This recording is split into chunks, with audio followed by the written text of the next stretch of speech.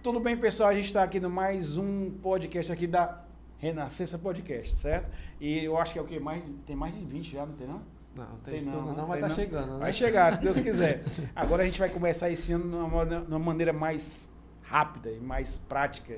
E a gente está meio que inaugurando agora com o escritório aqui o escritório de Direito, né?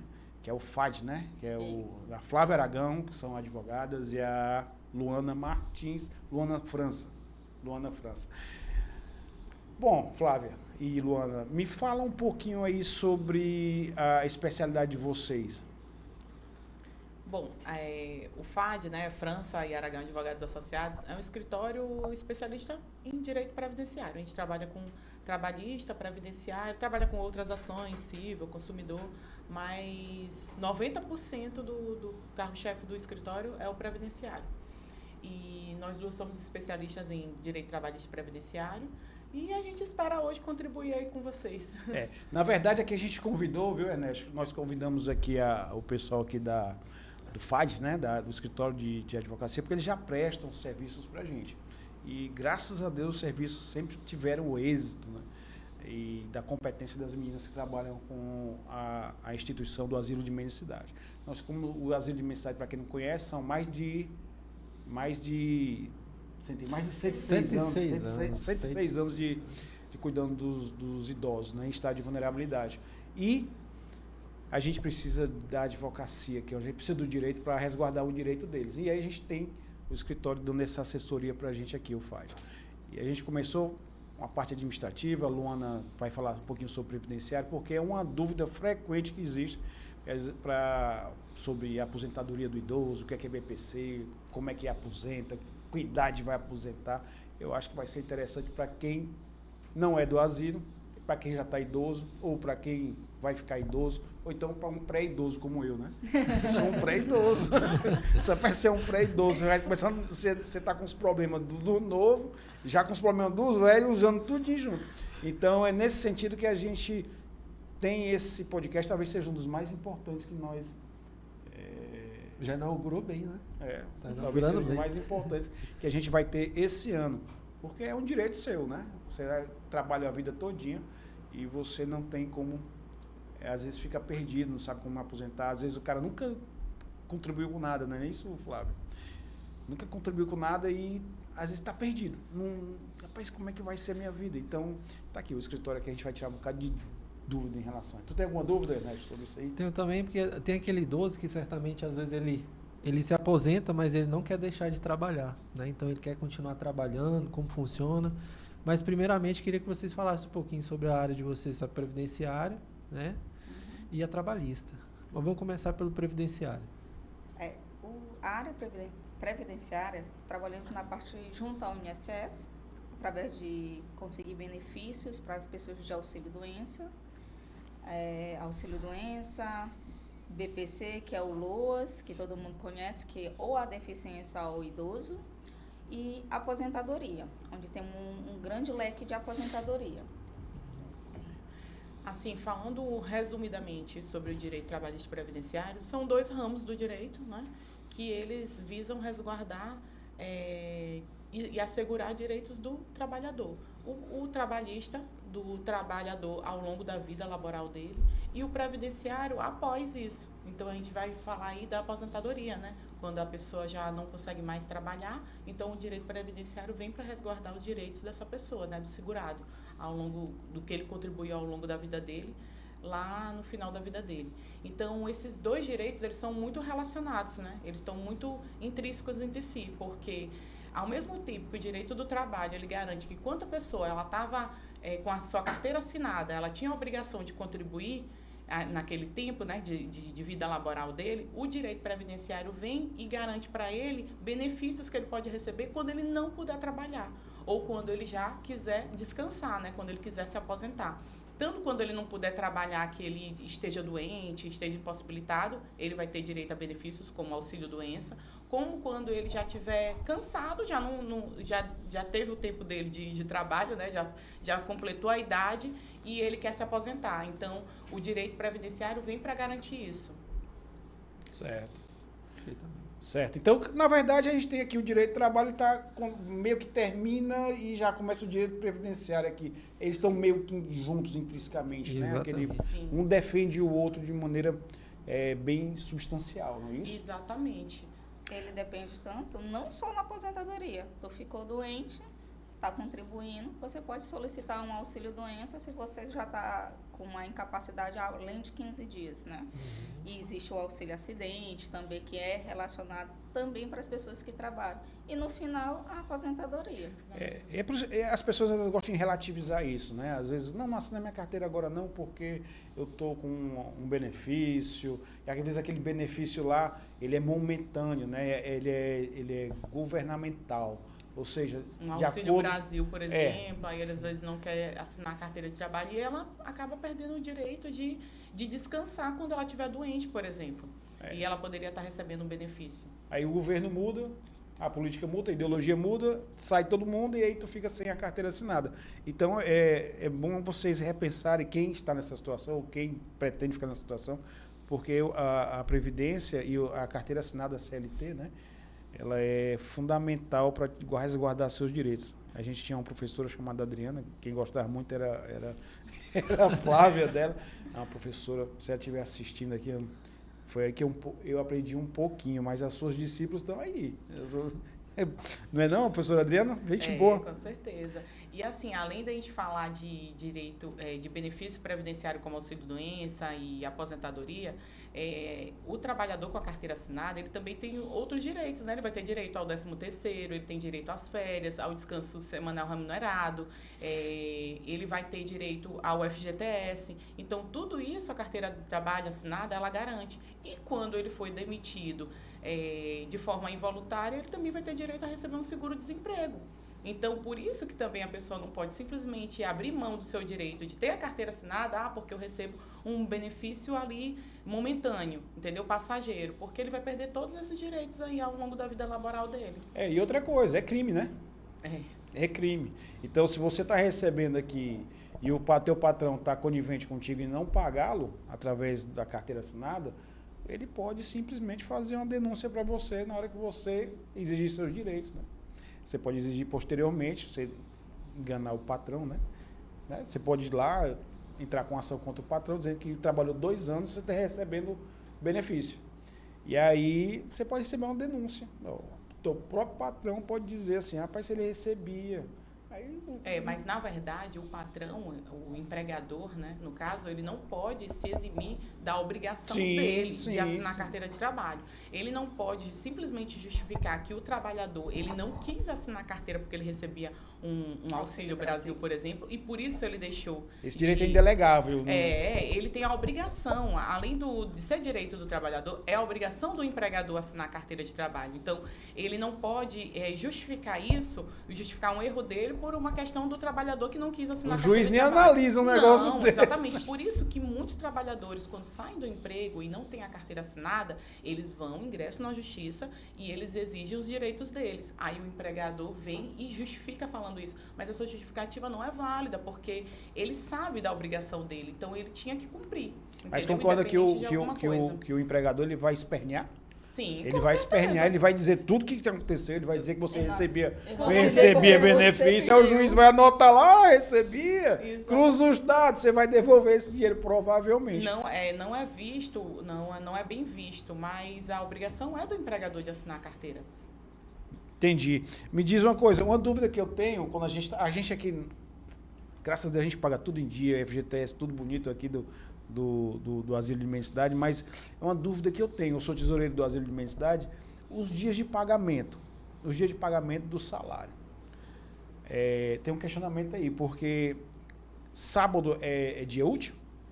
Sábado é dia útil? É dia útil para o direito do trabalho, sim. Pois até um dia desse eu não estava sabendo. Graças a Deus a gente sempre pagou antes até... Antes porque o salário tem que ser pago até o 5º dia útil. E Exatamente. O sábado é contado como dia útil. Pois eu na época eu comecei a questionar, porque teve um dia que ia cair no sábado. Eu disse, não, vai para segunda. Vamos pagar segunda. Aí a contadora não faça isso. Não. Porque paga uma multa, né? O empregador, se não pagar até depois do 5º dia útil, ele paga um percentual da folha, né? Até o 5º dia útil. Tem que pagar até o 5º dia útil. Depois disso que vai que já seria pago esse percentual. Um questionamento como... Eu nunca tive... Eu sempre tive minha empresa é única, é pessoal. Eu não tenho empregados. Ela é uma microempresa, ME, né, na verdade. Mas uma dúvida que eu tenho em relação a isso aí é porque existe o sindicato. Como é que funciona o sindicato? O sindicato tem que ter um número X de pessoas da empresa, a partir do número X é que você sindicaliza. Tem aquela limitação, mas aí vai de acordo com a categoria. Aí eu não vou saber te explicar porque vai de acordo com a categoria. Nem todos são um número fixo. Vai de acordo com as categorias. É porque eu tive que pagar um dia desse, um sindicato ligou pra gente aqui, do Asilo de Mensidade, dizendo que a gente tinha que pagar o sindicato. Eu disse, não, cara. Era dos técnicos, né?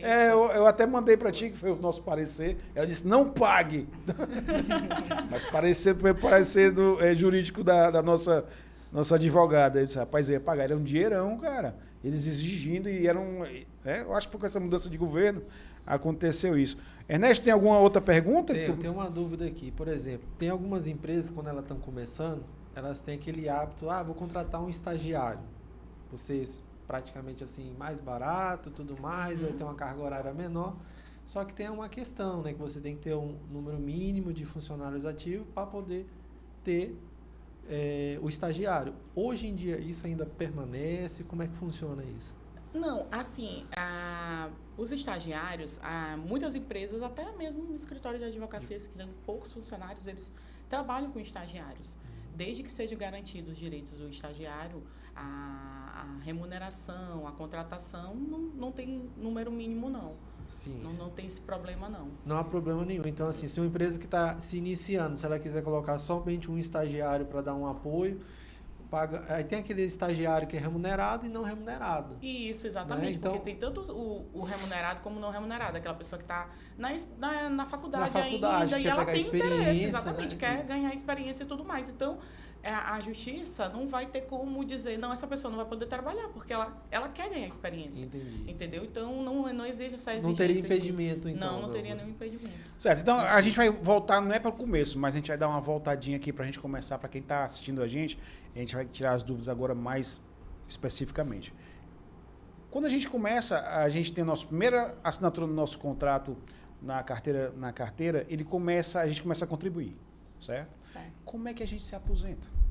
Quem deve estar perguntando aqui agora, né? Como é que eu me aposento? Me diz como é que eu me aposento. No Brasil, a aposentadoria da maioria das pessoas é relacionada junto ao INSS. Tem alguns requisitos para se aposentar. A aposentadoria por idade, ela tem 2 requisitos.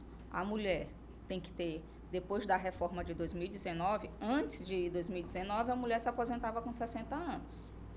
Hoje, não. Hoje, ela tem que se aposentar apenas com 62. Aumentou 2 anos para a mulher. E tem que ter, no mínimo, 15 anos de contribuição. Se você, quando chegar a 62 anos, cheguei à idade, 62, e não tiver 15 anos de contribuição, você não vai ter direito à aposentadoria. Não é só a idade, é idade e tempo de contribuição. Já o homem é 65 anos, não teve alteração com a reforma, e também, no mínimo, 15 anos. Completou, vamos dizer, tu faz 65 anos quando, Paulo? Só o ano e o mês. Eu faço no dia 31 de outubro 31 de outubro. Então, lá no dia 31 de outubro, quando você completar 65 anos, você pode estar solicitando sua aposentadoria. Se tiver a idade e mais 15 anos de contribuição. Esse é um tipo de aposentadoria que tem junto ao INSS para o brasileiro. Certo. Também existe a aposentadoria por tempo de contribuição. Que todo mundo conhecia, que é aquela que todo mundo trabalha e se aposenta antes dos 65. Mas devido à reforma de 2019, essa aposentadoria também ela foi cancelada. Só que para não prejudicar algumas pessoas, eles criaram regras de transições, que são vários pedágios que tem, né? Que seria inviável dizer, vamos acabar. Não, criou um pedágio. E nesses pedágios tem algumas regras de transições. Se até em 2019 tu já tinha um direito adquirido, você entraria nesse pedágio. Se não, hoje homem tem que ter no mínimo 35 anos de contribuição, não precisa se preocupar com a idade. Se hoje tu tem 50 anos e 35 anos de contribuição, podemos fazer uma simulação para saber se você já tem condição de se aposentar e qual o salário. E a mulher, 30 anos de contribuição. E todos que tiveram o direito adquirido em 2019 têm essas regras de transições, que uma é de pontos, outra é de pedágio de 50%, outra de 100%. E existe a aposentadoria por invalidez, que Certo. seria essa. A pessoa estava trabalhando de carteira assinada, ficou doente com problema de coluna, se afastou do INSS, está lá recebendo um auxílio doença, já está recebendo há 1 ano, 2 anos e está passando por aquela perícia. Está com 30 anos, né? Aí Tá com 30 anos o quê? De idade? De idade. Certo. 30 anos de idade, está recebendo auxílio doença. Só que foi um problema de coluna muito sério. O médico avaliou e disse, não, essa doença dele está incapacitando ele. Então, ele vai se afastar, ele vai ser aposentado por invalidez.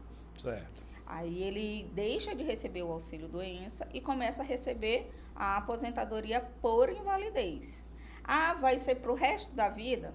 Como ele é muito novo, existe regras na lei específica dizendo que de 2 em 2 anos ele tem que ser convocado para saber se ele ainda está doente ou não. Porque se ele já tiver bom, suspende Ele passa por uma perícia, né? passa por uma Sim, perícia, 2 em 2 ele anos. suspende o benefício e ele se reapresenta à empresa. Por que, doutora Flávia? Por que não pode fazer na carteira de trabalho?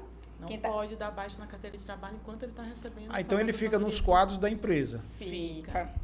Então, E o idoso tem a prova de vida, né? Que é feita todo prova- ano, né? Como A é que prova de funciona? vida também teve uma alteração. Aham. Ele sai notificando, dizendo que hoje em dia você não precisa ir ao banco fazer prova de vida. Se você tiver... era para estar valendo já. Você voltou, porque você bota lá sua digital. Se está botando sua digital, está dizendo que você está vivo. Sim. Então, já é para aparecer nos dados do INSS que a pessoa está viva. Então, para comprovar que é uma prova de vida, você está indo lá no banco. A maioria hoje em banco, digital. Se você está recebendo lá no banco, pessoalmente, pessoalmente, sua digital já é uma prova de vida. já é mais uma prova de vida. O INSS só vai lhe convocar Se houver alguma dúvida. se houver alguma dúvida. Ou se tiver terceiros recebendo por ele, né? Que Isso. pode ocorrer, que às vezes aquela invalidez, né? Era para ser, quando a pessoa faleceu, fazer a certidão de óbito, era para ser automaticamente cair no sistema. E dá Mas- isso. E já dá baixo. Mas, infelizmente, isso no Brasil não acontece. Não, mas já está assim, de certa forma, em alguns locais, né? Alguns locais, mas não em todo o Brasil. Então, acaba... Certo. E vamos recapitular então. Então, existem 2 formas de... Perdão, desculpa. Não vai... Existem 2 formas de aposentadoria. Basicamente. Existem mais, mas Urbano. Urbano, O que né? acontece? Porque tem Pelo o rural tempo- também. Pelo né? tempo de É, serviço, 65 anos um homem, 62 Não, anos aposentadoria por idade. Por idade. por idade essa maneira. e por tempo de De contribuição. Beleza. E tem também a por saúde, que ninguém Que é a quer. aposentadoria por invalidez. Certo. Certo. Nessa aposentadoria que aí, que talvez seja uma dúvida de algumas pessoas, quando a gente tem por tempo de contribuição, a gente está até discutindo aqui em off aqui. Vamos supor que eu tenho 50 anos de idade, tenho mais, tenho 50 anos de idade, e aí eu começo a contribuir agora. Aí eu tenho 15 anos, quando chegar aos meus 65 anos, que é o meu tempo de idade e aposentadoria, eu completo 15 anos Contribuição. eu consigo aquela segunda opção, né? Não, tu tem 50. Aí tu quer até os 65, tu tem 15 anos. Eu tenho por tempo, por idade e tempo com Não. mínimo de contribuição. Vou tentar explicar de forma mais fácil. Essa tu ia te enquadrar na aposentadoria por idade. Certo. Por idade. E no mínimo 15 anos. 15 anos. É aí, porque tu já tá... são 3 tipos de aposentadoria só na tua fala. Que é a por idade, por tempo de contribuição e a por invalidez que tu tava falando que era doença. Certo. essa entendeu? que tu tá dando Essa que exemplo tu é tá da falando idade. é da idade. Então pronto. Que é 50 e 15 anos de Certo. contribuição. Vamos supor que eu comece a contribuir com 55. E aí vou até os 65. Não 50, consigo- com 50. Até os, 50. Não, até ele os, tá dando outro exemplo. eu estou dando exemplo. Vou até os 65. Eu consigo me aposentar? Não. Não, porque eu tenho 10 anos de contribuição Isso. só, no mínimo. Então, são 2 requisitos, de certa forma. Sim, são Não é 2 isso? requisitos. Para aposentadoria Idade. por idade, são os 2 requisitos. Exatamente. Chegou lá, faltam 5 anos. Chegou lá no INSS, doutor, faltam 5 anos. O que é que eu posso fazer? Continuar pagando. Esperar e mais não 5 anos, né? adianta você chegar lá, eu quero pagar tudo de uma 5 vez. anos de uma vez. Imaginei Era que essa a dúvida que eu disse. Eu vou pagar logo esses 5 anos de uma vez tudinho. Não adianta. Mesmo que você, primeiro, tenha alteração de salário todo ano, então a tua contribuição é calculada em base nas alterações de salário. Se tu for para frente, não dá e tu diz, eu trabalhei e queria pagar retroativo. Tem que ser feito um cálculo, tem que saber se tem uma margem para se abrir, para ter direito de você pagar retroativo para completar as suas contribuições. Não é só chegar lá e dizer assim, eu estou com isso, mas eu queria pagar 5 anos para trás. Não é dessa forma. Tem que saber se tu trabalhou de carteira assinada, saber por que esse período aqui tu não estava, se tem algo que faça você ter essas contribuições para trás. E para frente também não, porque tem as alterações salariais. Então, meninas e doutoras, então tem uma hora no momento que quando você vai estar com um cliente, está resolvendo a vida dele, ele está ali consultando, ele vai perguntar como é que eu me aposento. Nesse sentido, aí vocês têm uma outra forma de aposentar a pessoa também. Seria que o pessoal chama de aposentadoria. Exatamente. Às vezes não vale a pena mais continuar pagando, ou então já está com a idade avançada, 50 e... Avançada não. Tá com 40 anos de idade. Tá com 40 anos. Não vale mais a pena pagar ou vale a pena pagar? Como é que você... Depende muito de cada caso. Eu vou analisar a situação financeira de cada pessoa, né? Como ela consegue manter seu dia a dia, alimentação, aquelas necessidades básicas. Eu preciso ter uma análise da vida dela antes, saber se ela já contribuiu, se não já contribuiu, porque tem gente que às vezes trabalha muito tempo, muito cedo. Aí parou, não contribui mais, começa a fazer os bicos. Certo. Aí não contribui. Então, tudo é uma análise. Vamos dizer, uma pessoa chegou para mim com 60 anos. Um dia desse chegou para mim uma senhora com 60 anos. Ela tinha 9 anos de contribuição. Eu disse, olha, para a senhora se aposentar sendo mulher, como idade, seria 62 e 15 anos de contribuição. Falta muito tempo. Então, a senhora vai passar muito tempo contribuindo. Ela já estava com 60 anos e só tinha 9 anos de contribuição. Quer dizer, ela disse, não, vou pagar aqui, ia ficar inviável, né? Vai ficar inviável. Aí eu pergunto, a senhora tem algum problema de saúde? A senhora se consulta, problema de coluna, alguma medicação, depressão? Por quê? Existem outros benefícios que não precisam de contribuição, que é os chamados BPCs, o idoso e a deficiência. Por que eu pergunto a idade? Porque se for uma doença que incapacite por 2 anos, 2 anos ou mais, a gente pode trabalhar e tentar um BPC a deficiência, sabendo com quem ela mora, porque o BPC também tem requisitos. Certo? Então, não é aleatoriamente assim, não é aleatoriamente, ela só tem 60. Aí, doutora, eu sou boa, ela falou assim, eu sou boazinha de saúde, não tenho nada, graças a Deus. Eu disse, então, nesse caso, se a senhora não tem doença, o que eu posso lhe aconselhar? A senhora pode, dependendo como a senhora é a sua vida, a gente pode começar a contribuir para a senhora ter uma garantia de Deus me livre. A senhora ficar doente, ter 12 meses, vai poder ter direito de solicitar um auxílio doença. Por mais que a aposentadoria dela seja tecnicamente inviável, Deus, como você falou, ela pode ficar doente. Hoje em dia, a gente, de repente, fica doente, ela contribuindo, ela teria direito a... Porque ela voltando a contribuir, ela contribuindo um tempo e ela, caso venha ficar doente, a gente nunca sabe, né? O dia de amanhã, ela venha ficar doente, ela pode receber até um auxílio-doença. Que ela poderia receber um auxílio-doença até chegar o tempo, por exemplo, de se aposentar. Aí. Ou for uma doença que já sugere uma aposentadoria por invalidez. Aí ela já teria uma aposentadoria por invalidez. Se for uma doença que, de repente, ela fique acometida de uma doença que gere uma incapacidade nela total e permanentemente, ela já iria para uma aposentadoria, por exemplo, por invalidez. Por isso que a gente, às vezes, orienta a pessoa a voltar a contribuir. porque ela vai voltar a estar segurada. E as pessoas, eu nunca tinha pensado nisso, nesse sentido, né? É porque a gente é onipotente, onisciente, nada acontece com a gente, e a gente não pensa nessa falha da matriz que pode acontecer. Você, nesse percurso, não vai dar tempo, vou perder mais tempo, né? Contribuindo com isso aqui, não vou perder. Mas, de repente, Deus o livre, você tem um acidente. Você fica sem poder, né? E às vezes eu até pergunto se a pessoa tem companheiro.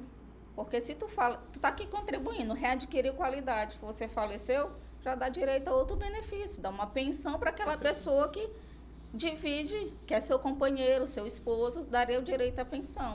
Ou até mesmo o filho, né? Deixa o filho segurado, deixa o filho resguardado, né? Caso venha acontecer alguma coisa. Se não gosta dela, não vai deixar, mas tem 2 filhos, 3 filhos, exatamente. né? O filho até os 21 anos, né? Ou se for a criança que tem deficiência dependente, né? Dependente dele, tem direito à pensão vitalícia. Certo. Uma outra dúvida que eu tenho em relação ao BPC. Vai lá, fala lá, diz aí. Essa aposentadoria rural, mas fala pro BPC, porque depois a gente já emenda nessa daí. Porque o BPC é interessante.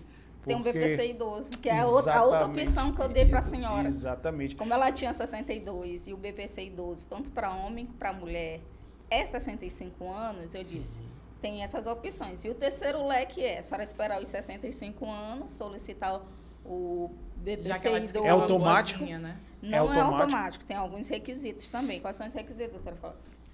Tem o requisito da renda, a renda per capita familiar ela tem que ser inferior a 1/4 do salário mínimo. Então, todas as pessoas que moram naquela residência... Tem que ser 1/4 do salário mínimo? 1/4 do salário mínimo. Um salário mínimo está R$ 1.500, arredondando. Não, está um pouco mais de R$ 1.500. 1.518. Oi, 1.518, tá vendo?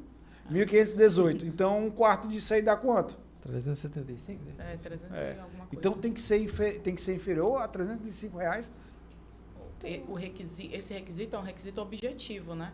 Então, o INSS, por exemplo, ele vai passar a pessoa só com 1/4 do salário mínimo, até 1/4 do salário mínimo. Muitas vezes, na justiça, você consegue, mesmo recebendo um pouco mais, contando as despesas da casa, outras despesas como medicamento e tudo mais, a justiça, ela flexibiliza esse critério. Mas para o INSS, por exemplo, é um critério objetivo. Bateu, riscou. Exatamente, riscou. É porque na justiça em si, a gente apresentando receitas...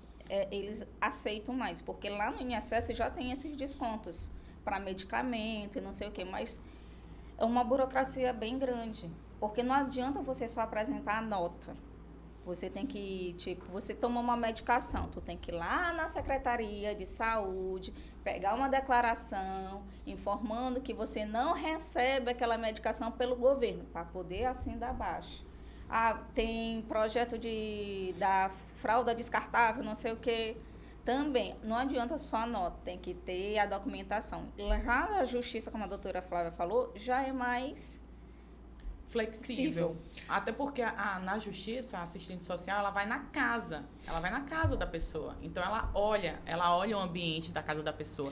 Ela vê as condições que a pessoa mora, as condições de miserabilidade, porque é um critério de miserabilidade da lei. E aí, então, ela analisa isso tudo, assistente social. E lá no INSS, não vai analisar só documento. É porque a lei é muito positiva, né? A lei é muito fria, ela não consegue perceber o que está acontecendo com as políticas públicas. E aí, quando você chega numa casa, a assistência social tem um trabalho muito sério nisso aí. Quando chega, vê que aquela realidade não coaduna com a lei.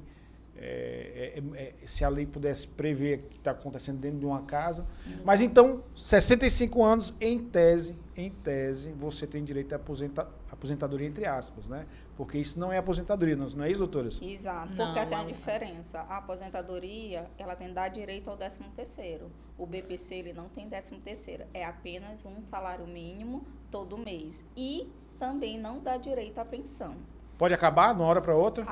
Se a pessoa faleceu. Com a morte da pessoa. Certo, faleceu, acabou o benefício. E o BPC também, as pessoas que recebem, principalmente a deficiências, como está sendo noticiados que eles estão fazendo pente finos, eles também, o INSS tem que convocar de 2 em 2 anos para saber se a pessoa ainda está doente. Que é lógico, é natural, né?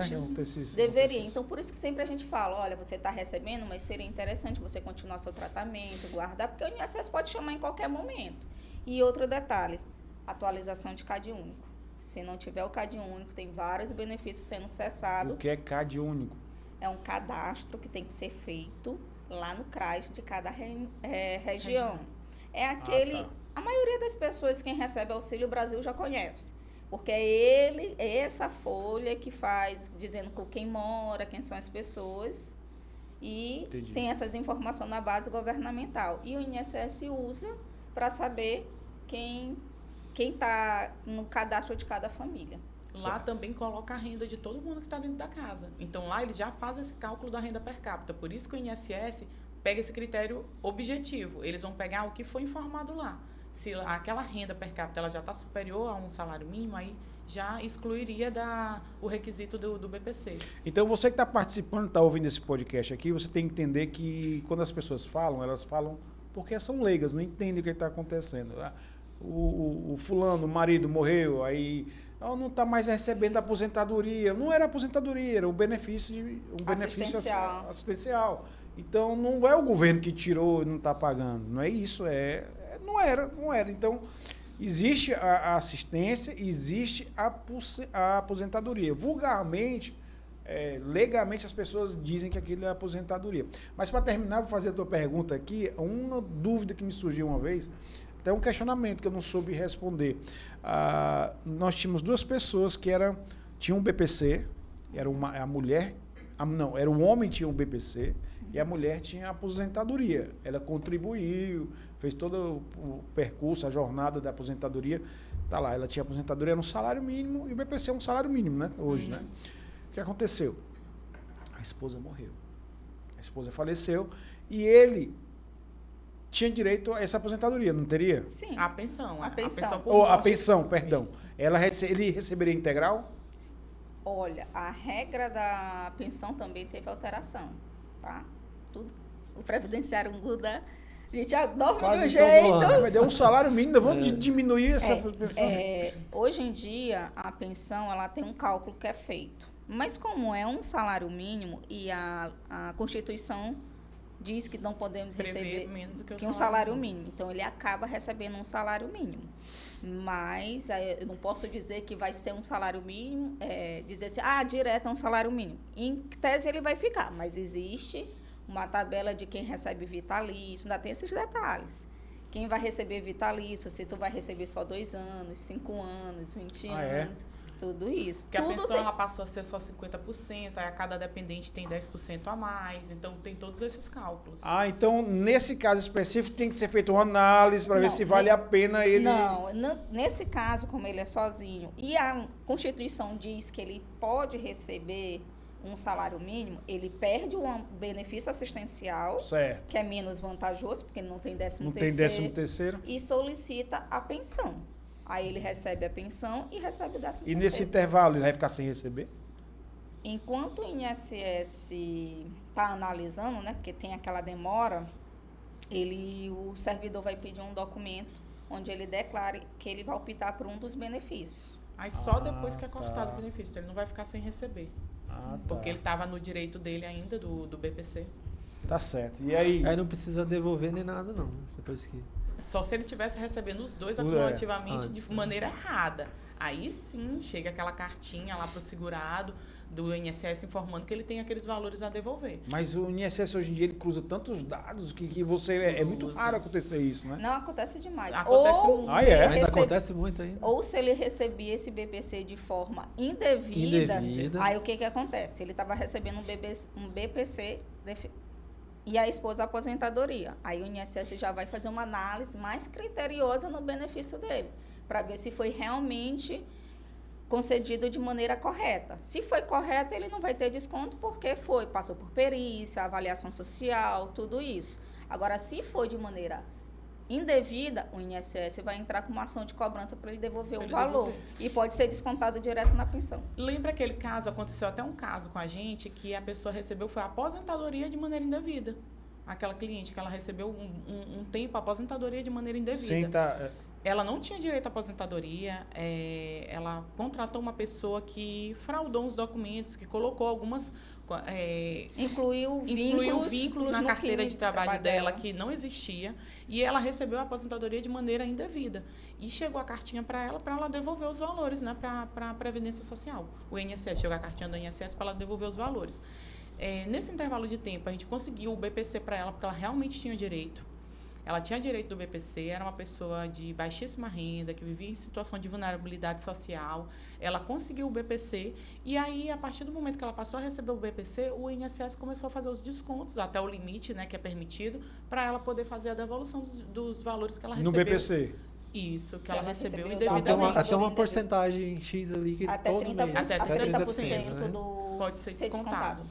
Certo. E a minha última pergunta em relação a isso é o seguinte. O cara contribui à jornada, que a gente gostava de aquela jornada de contribuição, tudo bonitinho, tudo lindo, maravilhoso.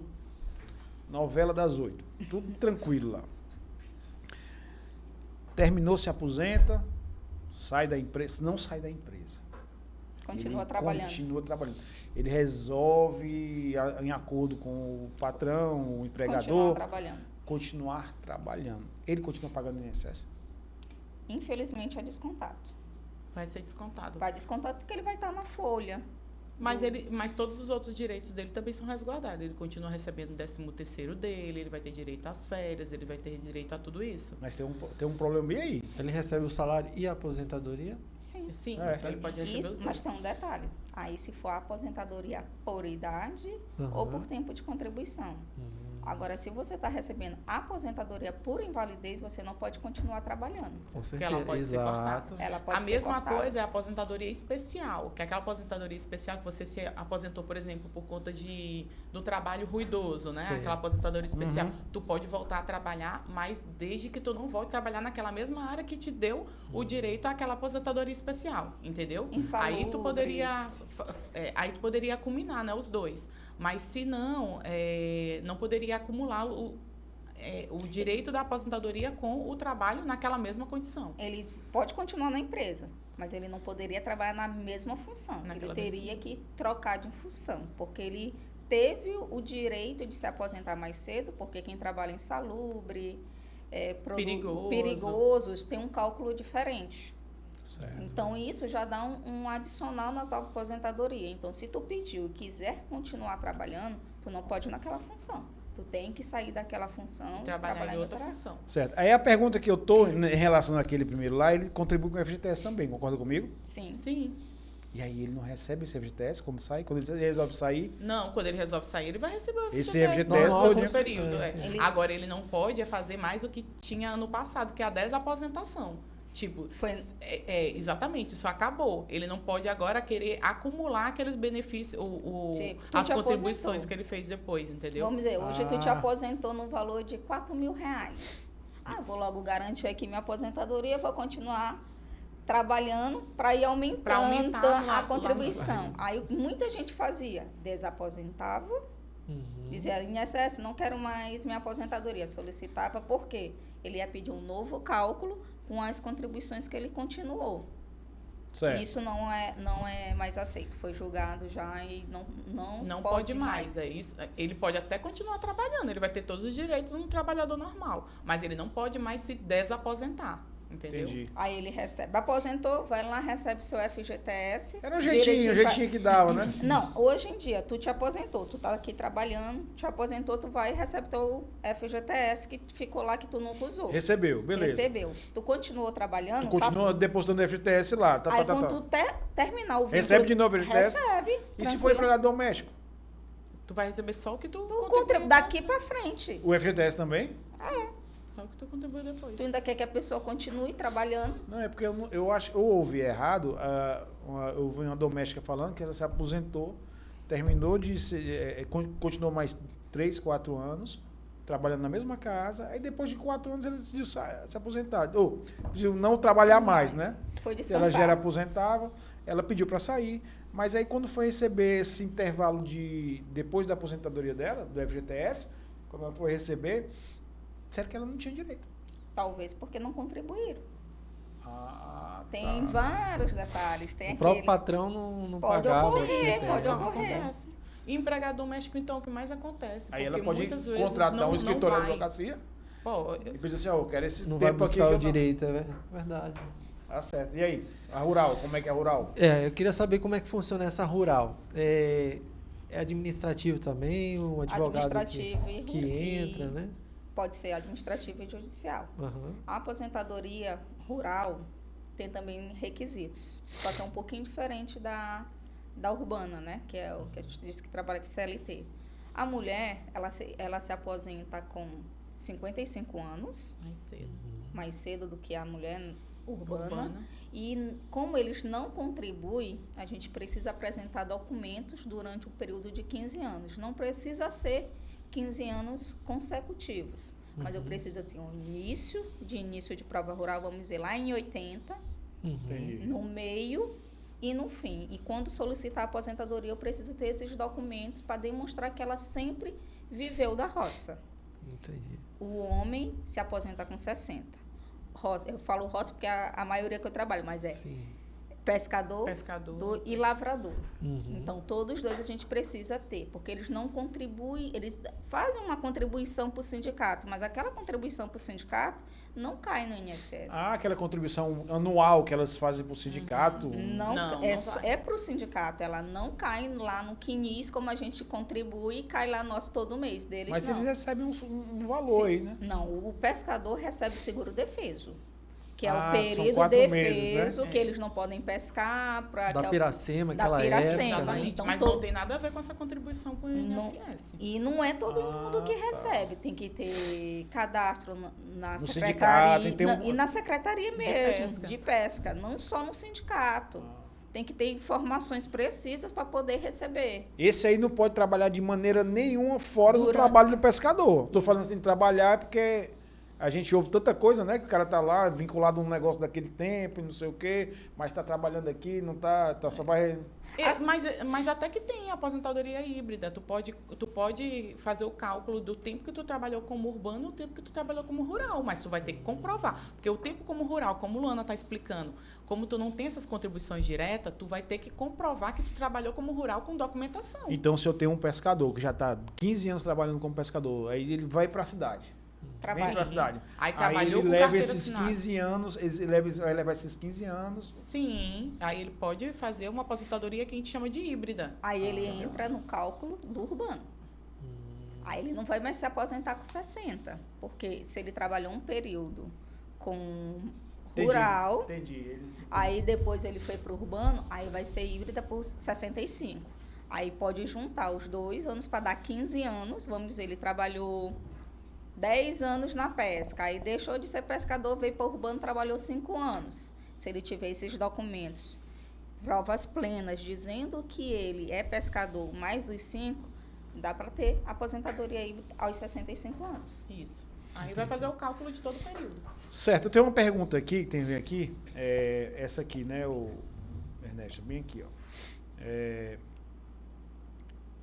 Bababá tá bem aqui, rapaz, que eu perdi ela bem aqui, rapidinho aqui, porque eu não posso...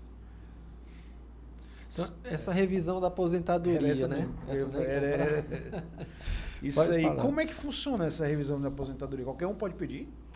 Depende. Tudo no direito não depende, né? Tudo depende. É por isso que é bom consultar, né? Depende. Então, um advogado, né, trabalhista, para...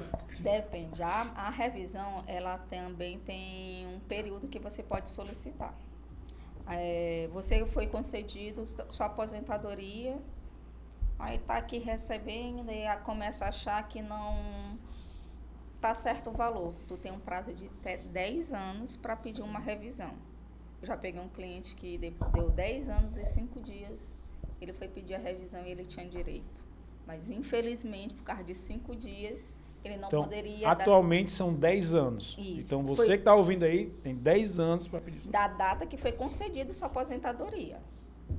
Vamos dizer, Certo. foi concedido dia 1º de janeiro de 2025. Então, você tem 10 anos depois dessa data para solicitar Uma nova a- revisão. a nova Se é um revisão. critério 1º de janeiro objetivo, de formal, não adianta Isso, não contratar advogado. Eu consigo, não consegue. São 10 anos 10 para anos, pedir a revisão da aposentadoria. E vale a pena?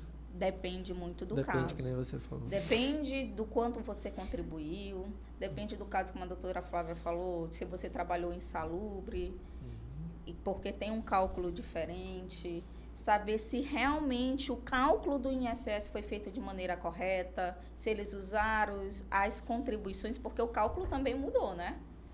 Antes de 2019, você se aposentava com 80% das suas contribuições. Das maiores. Das maiores contribuições e Descartava as menores. Exatamente.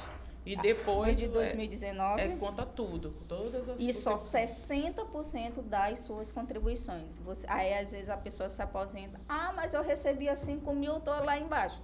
Mudou o cálculo, infelizmente. Por isso. As pessoas têm que acompanhar essas mudanças, é importante saber o que está alterando, porque é uma coisa para a gente...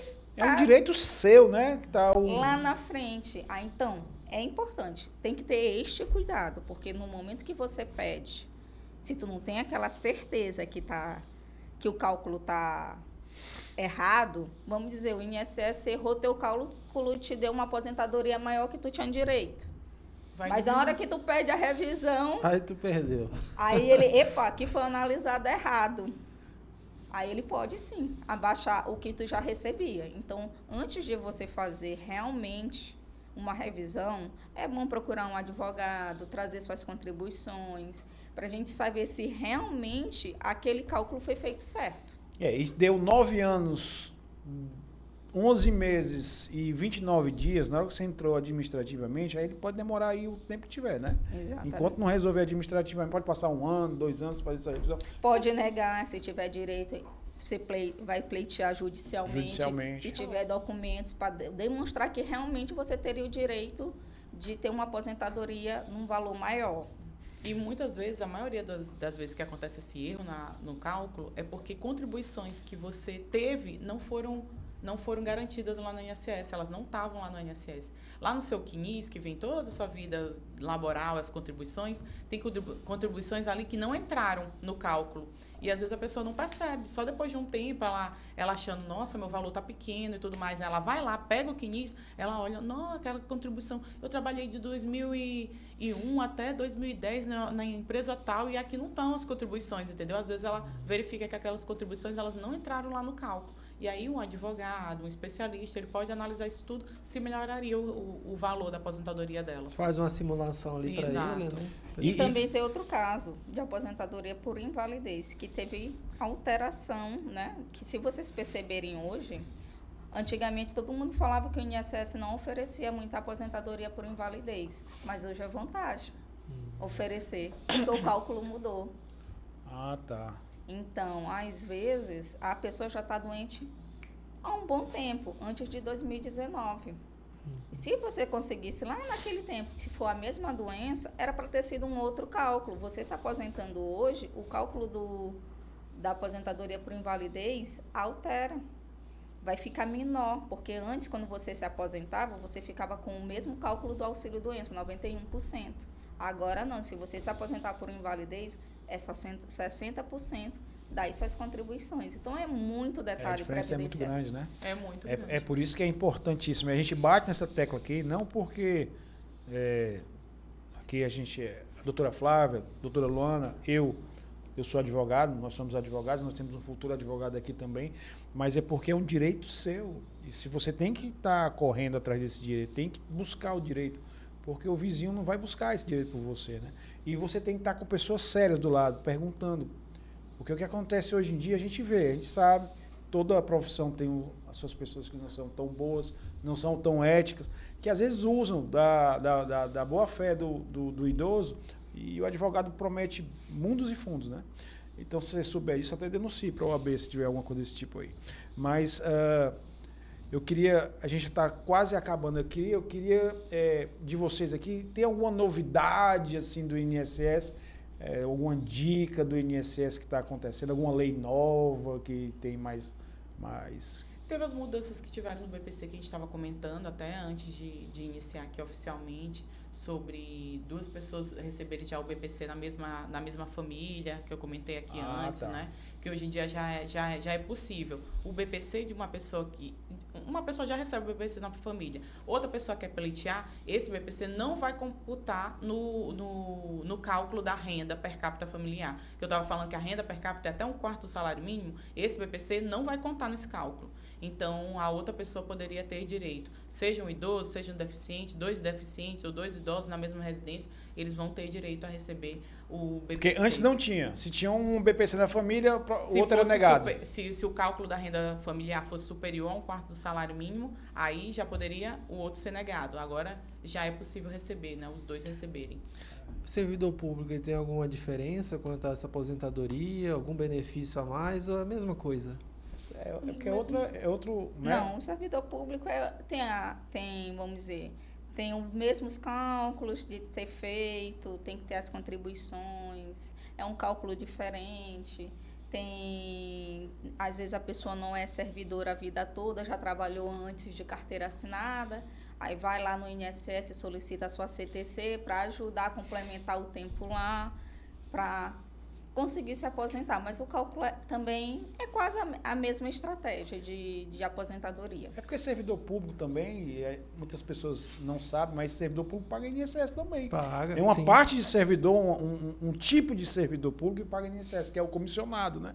Eles pagam o INSS. Porque Mas mesmo o que tem regime próprio, muitas vezes é como o Luana está falando, tu pode pegar a CTC, que é o documento que tu vai levar essas contribuições pro INSS. Então, lá no INSS, o cálculo vai ser feito como é feito normalmente, entendeu? Só porque tu vai pegar as contribuições e levar para o INSS. Tu vai lá no CNIS da pessoa, não vai ter aquele tempo lá. Aí ele pega a CTC para poder colocar aquele tempo lá. E aposentadoria e previdência privada? Vocês têm algum posicionamento sobre previdência privada? Vale a pena, não vale a pena? Não, porque aí vai depende de pessoal, cada, é bem Seria, depende acredito, da um contratação. complemento, né? Por exemplo. É um complemento. Interessante, É uma mas aí, poupança futura, né? como eu digo, depende muito do cliente. Nosso cliente, hoje em dia, no nosso escritório, é um pessoal que é rural, é urbano, é o que precisa de um benefício assistencial. Essa pessoa que quer uma previdência para complementar é aquela pessoa que já tem um poder aquisitivo maior. Então, a gente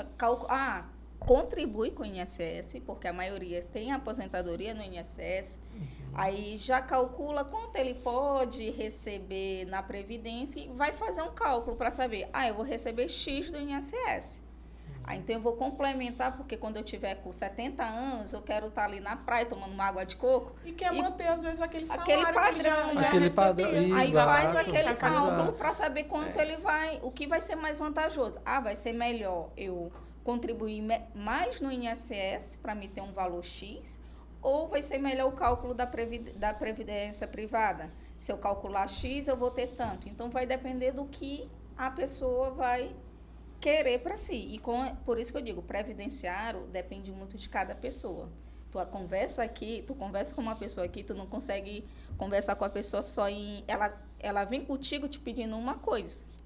Mas naquele momento que ela te explica aquilo e tu demonstra que não tem, tu vai ter que pensar outra solução que seria melhor para ela. Então, cada pessoa é uma pessoa. Cada caso é um caso. Para a Previdência, infelizmente. É verdade. Então, aquele setor que faz análise para manter a aposentadoria de uma determinada pessoa que está doente, por exemplo, é feito por um perito, né?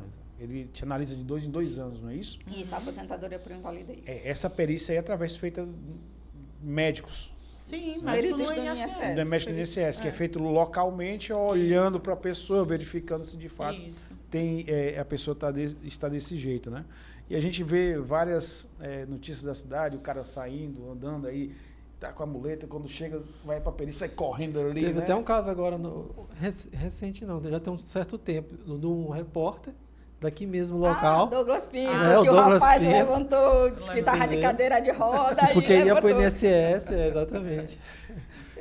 Isso aí é pontual, na verdade, é caricato, na Olha, verdade. mas isso né? prejudica Eu ia tanta falar gente. isso, Prejudica prejudica mesmo, tanta é. gente, porque os peritos, eles já ficam Reativos. Exatamente, eles já ficam reativos, assim, em relação a uma pessoa que realmente está doente de verdade. Então, às vezes, já teve cliente nosso que a gente sabe que está doente, você acaba tendo aquela relação estreita com o cliente, sabe que aquela pessoa está precisando do benefício, e aí o perito não passa, e muitas vezes ele faz até anotação, né, na perícia, falando que a pessoa simulou determinadas... Simulou a dor, simulou isso, e a gente sabe que a pessoa está doente, está precisando. E quando isso acontece, essa avaliação dele é como se fosse a última cartada. Então, pode recorrer, né? Pode recorrer. Você pode... A maioria das vezes a gente faz isso, né? Quando a pessoa é negada no INSS, que a gente sabe que a pessoa tem um direito, né? Que ela está doente, a gente recorre à justiça. Lá na justiça, ela vai passar por uma outra perícia. Outro médico vai avaliar ela. Então, esse médico também vai fazer as mesmas avaliações que o INSS fez, né? Só que um pouco mais criterioso. Um pouco mais criterioso. Ele olha todos os exames que a pessoa parece, porque a realidade do INSS é o quê? Tu chega, tem médicos bons, que te senta, te olha teus exames. Mas tem médico que às vezes está marcado 7 horas da manhã, a perícia chega meio-dia.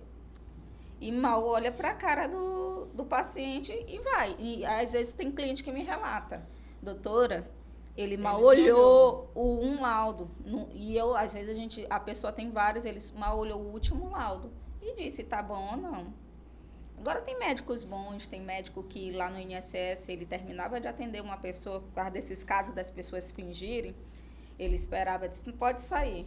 Ele ia lá para frente para ver a pessoa vindo andando para ver se ela não estava fingindo. Não, eu estou falando isso aqui porque eu trabalhava na minha empresa, tinha um corretor de imóveis, eu tenho uma imobiliária, e aí tinha um corretor de imóveis, quando ele chegava a determinada época, ele passou uns 3, 4 anos com a gente, né? Mas determinada época ele começava a andar de muleta. E aí eu pergunto, que diabo é isso, não sei o que. Aí foi um dia que ele abriu o jogo, ele disse, não, porque nessa época aqui eu tenho que ir lá na Previdência. Então ele tem que se habituar a usar a muleta, tá aí eu disse para ele, ó, se Previdência ligar para mim, eu vou dizer que você não tem nada não. E ele perdeu. Mas sabe por que ele perdeu? Porque... Ele contribuiu com a Previdência? Não. Eu acho que foi o primeiro caso que aconteceu aqui. Ele perdeu porque ele tinha na época, não sei se era o Facebook na época, e ele estava lá praticando o negócio de futebol. Pois tá futebol. acontecendo demais. Aí o cara detectou lá. Deles olharem até redes sociais, e cortarem o benefício por conta disso. Se você está fazendo isso, é crime, viu? Você vai sair dali, abre um processo, você não o processo criminal. Simulando, tá fingindo, né, uma doença. Eu até comentei de ter voltado a trabalhar, porque está tendo um pente fino agora de auxílio de doença e aposentadoria por invalidez. Está tendo muito caso que a pessoa está recebendo aposentadoria por invalidez há muito tempo e a pessoa está contratada numa prefeitura. Muito. Então, o INSS está está suspendendo esses benefícios. Eles sempre cruzam se eles não conseguirem provar que é uma informação errada, porque sabe que no interior às vezes a pessoa pega só o CPF da pessoa, se não conseguir, vai devolver todo o dinheiro que ele recebeu indevido. Então, independente de ideologia, isso não é critério, não é o INSS tentando salvar dinheiro para as pessoas que realmente precisam. Exatamente. Não é isso? Certo. Às vezes vê esse tanto de, tá cortando muito benefício ali, não sei o quê. É somente o pente fino que está passando. Que algo está errado. Não, uma justo, pessoa que não atualizou o CAD único, porque às vezes não atualiza, porque alguém está recebendo, está trabalhando de carteira assinada. Uma e não pessoa quer falecida que está recebendo, né? Às vezes. Porque não dá baixa, não faz o óbito. Muitos no interior, às vezes, não fazem um óbito. Só a família continua recebendo benefício tem um cartão. de maneira errada. Só a título de instrução aqui no Maranhão, no estado do Maranhão, nós temos 1.200.000 beneficiários de assistência social. E temos 600.000 carteiras assinadas. Isso aí, IBGE, está trabalhando lá. Infelizmente, a gente não conta o pessoal do benefício como empregado, né? Ele está desempregado. Sim. Mas aí tem a retórica ideológica. Eu acho que grande parte, eu acho que 90% realmente precisa. É um cara que está com problema, tem um filho especial, é uma mãe que não tem como provar que contribuiu a vida ou não contribuiu, está aposentada. E as pessoas usam esse argumento, e a gente é um estado pobre, muito pobre, né? Aí eles usam argumento politicamente, né? Então a gente tem que ter um parâmetro de noção e de bom senso para não ficar dizendo isso aleatoriamente, como eu vi. O cara falando, tem 1.200.000, não sei o que, vagabundo. Não é isso. Não é isso. É a necessidade. É a necessidade do próprio Estado. Às vezes, uma mãe trabalhava, mas tem um filho que tem um autismo nível 3, que tem que acompanhar em uma terapia. Às vezes depende do estado para ter uma consulta, ela não vai querer perder aquele tratamento para o filho, então ele vai ter que sair. Então, um benefício que ela corre atrás para ter pelo menos um pouquinho de dignidade, né? Não é dizer que ela deixou de trabalhar porque o filho recebe um benefício. Às vezes aquele benefício não dá para pagar nem a metade do gastos que ele tem. Exatamente. E nossa população que tem tanto trabalhador rural se machuca mesmo no trabalho, trabalha em condições perigosas, trabalha com uma foice, trabalha todo dia carregando muito peso. Então, para ele ter um problema ali de coluna, é muito fácil.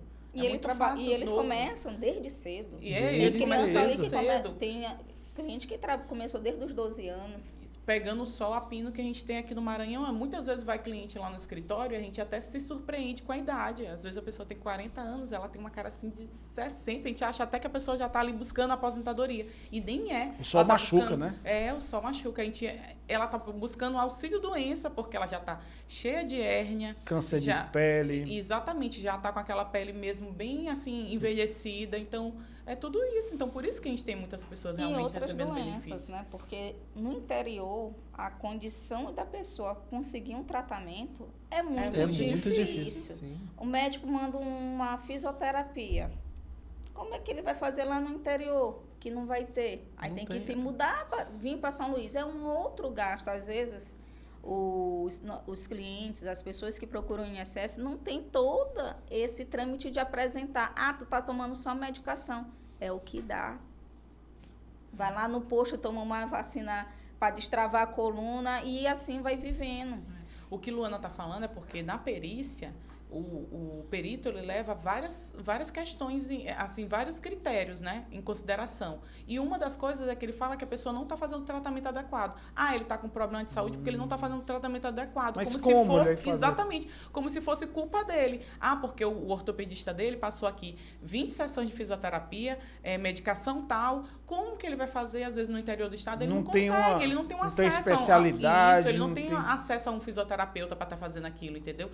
Então, isso é até uma das questões, quando a gente impugna um laudo, é falar isso, é dizer que como é que a pessoa ia fazer uma fisioterapia lá no interiorzinho, num povoado do interior do Maranhão, e ao mesmo tempo, como é que ele ia parar de trabalhar para fazer isso? Porque se o perito está dizendo que ele tem essa necessidade de fazer o tratamento, ele já está dizendo que ele está doente. Então, como é que ele anota na perícia que ele não está doente? Porque ele não fez o tratamento. Se ele está dizendo que ele tem que parar para fazer um tratamento fisioterápico, então é porque ele está doente. Ele não tem condição de trabalhar naquele período. Esse questionamento aí é um questionamento de bom senso e um questionamento de quem sabe o que está acontecendo. Por exemplo, esse questionamento é de direito. Às vezes o cara cancela teu BPC lá, né? Teu benefício. Mas essa argumentação que a doutora Flávia e a doutora Luana falaram são argumentações de direito, onde elas vão buscar no direito e voltar um direito que você tinha e assistir esse direito garantido, né? Exatamente. E é que nem ela falou, tem interior que às vezes não tem nem médico, é o próprio enfermeiro que se passa. Quando tem médico, não tem enfermeiro, quando não tem técnico. Exatamente. Quando tem os três, não tem remédio, aí você fica perdido nesse assunto aí. Infelizmente, isso acontece muito, né, nos dias de hoje. E eu vi um caso também, por exemplo, de uma trabalhadeira de coco, né, que ela recebia, parece que era R$30 por semana. Então, eu acredito... quebrar não sei quantos sacos. Exatamente. Então, assim... É uma pessoa que realmente necessita desse benefício, entendeu? Que bom. E acaba... Considerações finais aqui? Tem aquelas considerações dos golpes que os idosos acabam caindo, né? Qual golpe, algumas dicas, né? Que tem negócio de banco, né? Financiamento de banco, às vezes o cara recebe. Ultimamente, todo mundo, às vezes, nossos clientes estão sabendo primeiro que eles estão com benefício. Porque o banco já começa a ligar. Então são dados que são Já estão vazados. vazando, Já tá vazando. exatamente. A gente às vezes nem ligou pro cliente para dizer que ele já teve direito de receber, que ele vai receber dia tal. Ele já está dizendo, olha, estão me ligando aqui para fazer um empréstimo. E mesmo que no momento que eu solicito, tem uma pergunta no INSS. Você quer que o banco lhe avise que você vai receber seu pagamento? No eu INSS? boto, tem. Aí se eu boto não, mas mesmo assim a pessoa liga. Aí nesse caso, cabe o quê? É um golpe que eles têm. Uhum. E outra coisa, eles mandam a mensagem assim: eu sou um funcionário do INSS. Então, daí, toda mensagem que você receber dizendo que é um funcionário do INSS, não é verdade. O INSS não liga para as pessoas. Não manda mensagem. Não manda INSS mensagem. não liga para ninguém. Não manda mensagem para ninguém. Isso é fato. Principalmente quem é aposentado. No máximo que o INSS pode ligar é se você tiver uma perícia marcada e eles vão te ligar para confirmar. Dona Flávia, se ela tem aqui é da Previdência, tem um número que é de praxe deles ligarem e perguntam se ela tem uma perícia no tal local, tal dia, a senhora vai comparecer? Por que está acontecendo? Hoje a gente solicita um auxílio-doença, está caindo só para julho. Demora. Então, um período muito longo. demorado. Né? Então, eles estão ligando para ver se realmente aquela pessoa que tem aquela perícia vai, porque se ele não for, Já passa para outra. já vai abrir a vaga e vai botar ela para outra data. Então, essa é a única vez que o INSS liga. Outro golpe que está tendo é quando a pessoa que o banco liga, manda mensagem, a pessoa acaba indo, aí chega lá, o banco está dizendo que já tem um dinheiro aqui para você, mas para você liberar o seu pagamento, você tem que fazer um empréstimo pessoal. Certo. Ou fala que tem que pagar umas taxas. Para eu liberar seu valor, você tem que pagar umas Só taxas. vai liberar se for liberar, se você fizer esse empréstimo pagamento. ou essa taxa. É golpe, gente. Se o INSS já botou lá o dinheiro, é só você apresentar os seus documentos e receber, fazer o seu benefício para receber. Detalhe, banco está ligando para os clientes dizendo que o INSS está antecipando esse valor para você. Tem um projeto que foi criado, que foi divulgado, que pode ser antecipado até R$150. Só que vários bancos estão ligando para as pessoas dizendo que o INSS antecipou. Imagine, uma pessoa que vive com um salário mínimo. Tu chega, o INSS antecipou. Não antecipou. Ele vai pegar o teu salário que tu tinha, vai te liberar e vai te descontar lá na frente. Com vai fazer um juros. empréstimo com É, juros, exatamente. exatamente. Então, E aí vai tudo ser bem isso é pior. um golpe. Então, tem que ter cuidado com isso. Não mande foto no WhatsApp, porque se você mandar foto, eles vão dizer... até conversei com um senhor um dia desse, ele disse, eu mandei foto, não sei... Como é que o senhor manda foto? Se eu já mandar foto, segurando a digital, você está assinando um contrato com uma pessoa. Sim. E foi o que a pessoa disse, não, mas ele estava ciente, eu liguei, eu expliquei, ele mandou as fotos, dando ciência que ele queria aquilo. Então, tem que ter cuidado. Quer empréstimo? Vai numa instituição. Fala com uma pessoa confiável, né? E se tem esse tipo de informação, fala com um advogado, fala com uma pessoa confiável. Não passa nenhum dado por telefone, por mensagem, por e-mail, não passa nenhum dado pessoal, CPF, RG, ou mesmo a foto, né, com o seu documento. Porque existem empréstimos fraudulentos. Mas imagine a dor de cabeça que você... eu vou entrar na justiça? Vai. Mas vai ter uma dor de cabeça, você... vou receber rios de dinheiro. Não, no pedido a gente pede logo para bloquear. Você vai receber as parcelas em dobras que foram descontados e vai depender do que vai ser determinado no dano moral. Às vezes, eu vou ganhar 20, 30 mil. Hoje em dia, dano moral... Fora o tempo que tu vai ficar sendo suprimida daquele valor, né?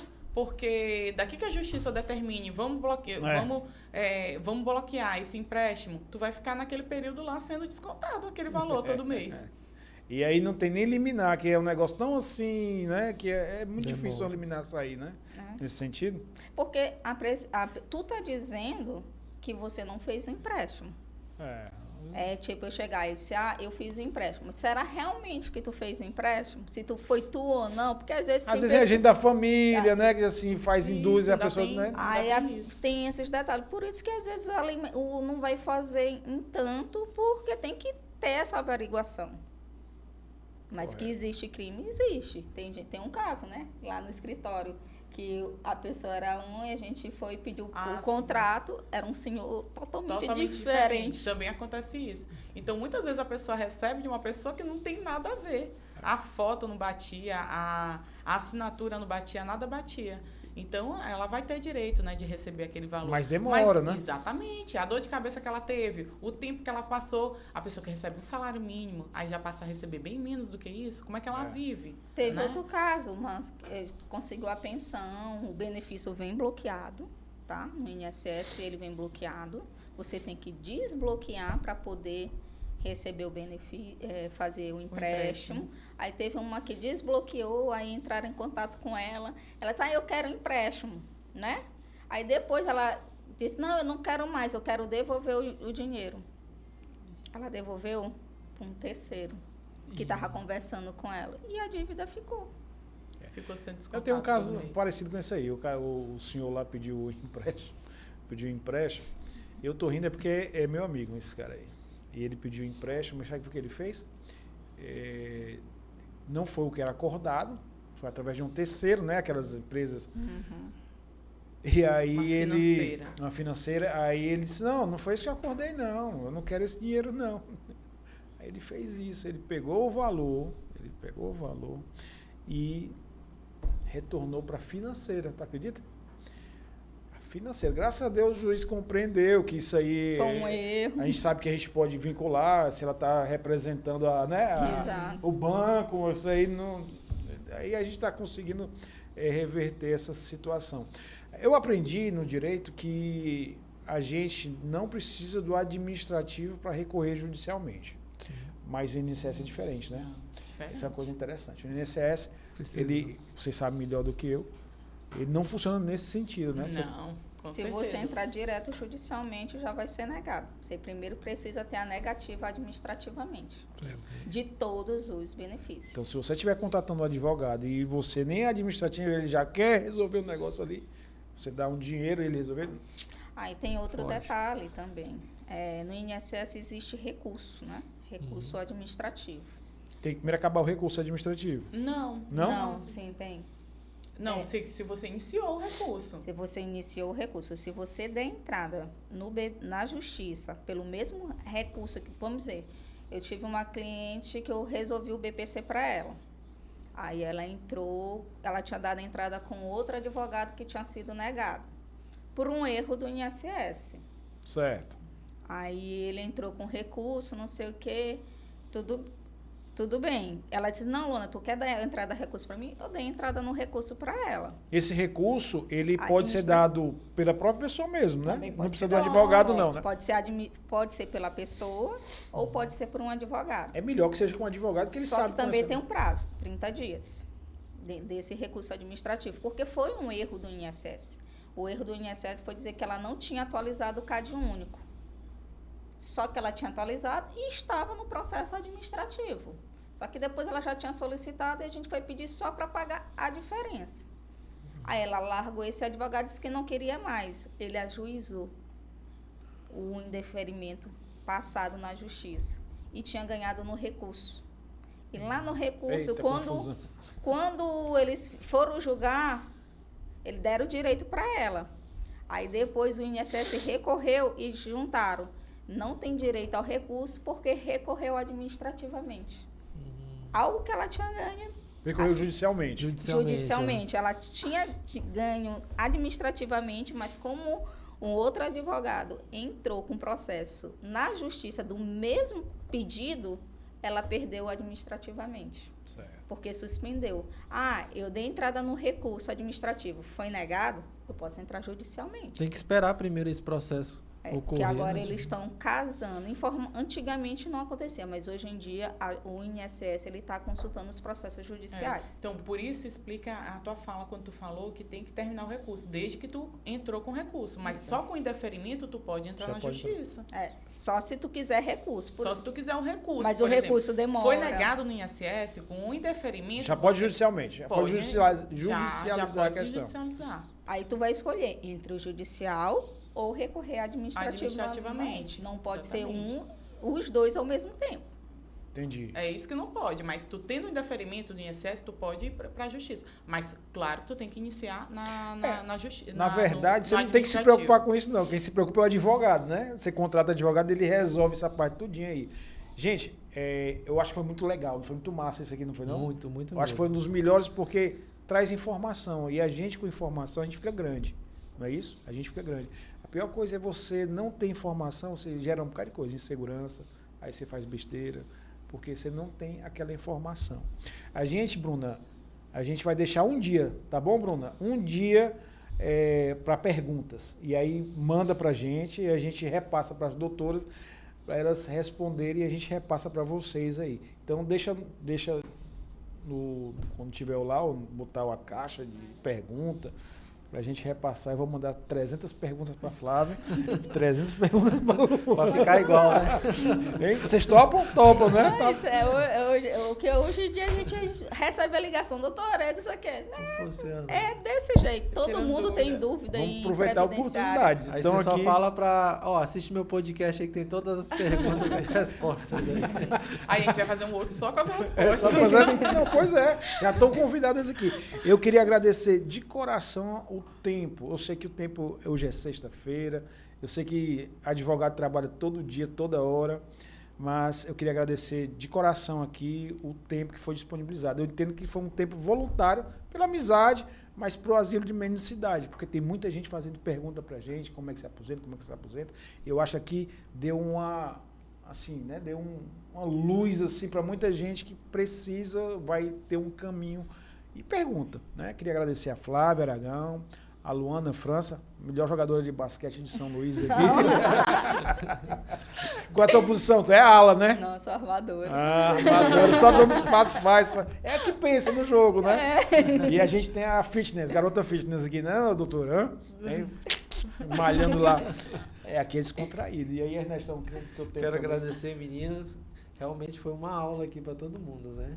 Então, assim, essas dúvidas que vocês tiverem, vai colocando na caixinha de perguntas que a Bruna vai estar cedendo aí nas redes sociais. E a gente vai estar marcando também as meninas aí, tá bom? Para vocês. Tá bom. Os arroba.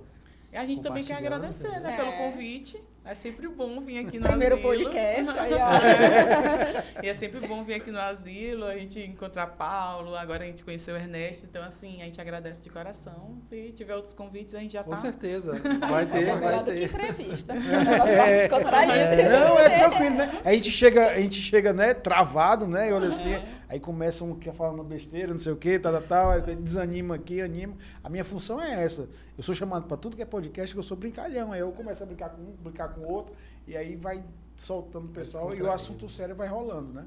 Então, agradecer de coração. Na próxima a gente volta com, talvez, contabilidade, não é isso, Bruno? Na próxima? Direitos sobre... E a gente vai pagar agora um bocado de leão agora, né? Vai ter imposto de renda, não sei o quê. Aí que Vai tem ser bom dúvida. o assunto da contabilidade. Vai ser um bocado legal aí pra gente aí, certo? Obrigadão, tchau, tchau. Até Pra onde é que é? mais. Tchau, tchau.